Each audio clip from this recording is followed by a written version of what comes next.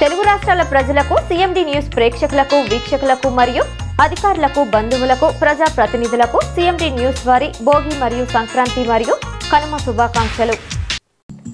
కావలి నియోజకవర్గం ప్రజలకు మా కస్టమర్ల దేవుళ్లకు మిత్రులకు బంధువులకు భోగి మరియు సంక్రాంతి మరియు కనుమ శుభాకాంక్షలు. L Veerachari trendy interior designing opposite RSR Kalyana Mandapam Sai Teja complex trunk road Kavali. Cell number 9553481732 office number 9866104996.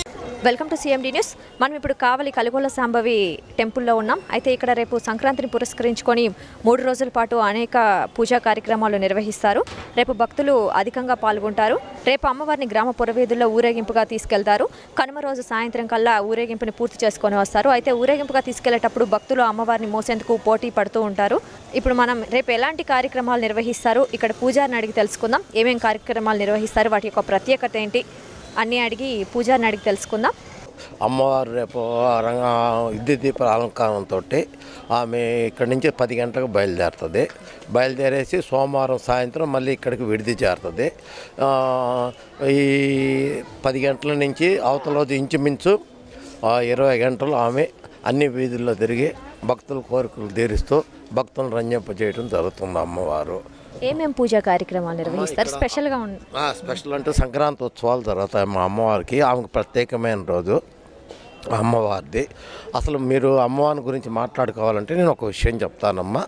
ఏంటంటే ఈ అనంతలయకు సృష్టికర్త ఆ పార్వతీ పరమేశ్వర్లు ద్వాపరయుగం అంతమైనప్పుడు కలియుగం ప్రారంభమైనప్పుడు కైలాసం నుంచి భూలోకానికి వచ్చి శ్రీశైలంలో బ్రహ్మరామిక మల్లికార్జున స్వామిగా కొలువు తీరి అక్కడ భక్తుల కోరికలు తీరుస్తూ భక్తులను రంజింపు చేయడం జరుగుతుంది. ఆ అంశంలోంచి వచ్చిన కావలి గ్రామ దేవతే శ్రీ జగన్మాత కలిగొల్ల సాంబవి అమ్మవారి తల్లి.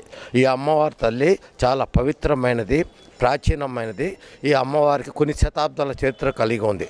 ముఖ్యంగా ఒక విషయం ఏంటంటే ఒక కావలి నుంచే కాకుండా ఇతర రాష్ట్రాల నుంచి కూడా భక్తులు వచ్చి అమ్మవారిని ముక్కులు తీర్చుకుంటూ అమ్మవారి పాత్రకు కృపలు అవుతూ ఉంటారు. ప్రతిరోజు ఈ అమ్మవారి గుళ్ళో ధూపదీప నైవేద్యాలతో పాటు కుంకుమ పూజలు, పల్లకీ సేవలు, తర్వాత వచ్చి ఉయ్యాల సేవలు అంగరంగ వైభవంగా జరుగుతాయమ్మా. ఇక్కడ మొదటి నుంచి ఈ గుడిని ఆయా ధర్మకర్తలు, ఆచార కాపులు నిరంతర కృషి వల్ల ఈరోజు ఈ గుడి ఇంత అభివృద్ధి చెందిందమ్మా. ఇంకొక విషయం ఏంటంటే మాకున్న నెల్లూరు జిల్లాలో ఉన్న 10 గుళ్ళలో చెప్పుకోదగ్గ 10 దేవాలలో ఈ కలుగొలమ్మ గుడి ఒకటి మేము గర్వంగా చెప్పుకుంటున్నామమ్మా.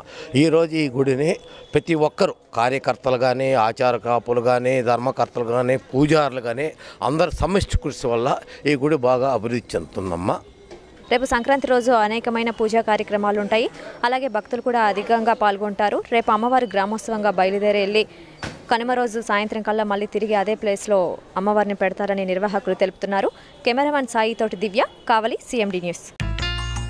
తెలుగు రాష్ట్రాల ప్రజలకు సిఎండి న్యూస్ ప్రేక్షకులకు వీక్షకులకు మరియు అధికారులకు బంధువులకు ప్రజా ప్రతినిధులకు సిఎండి న్యూస్ వారి భోగి మరియు సంక్రాంతి మరియు కనుమ శుభాకాంక్షలు.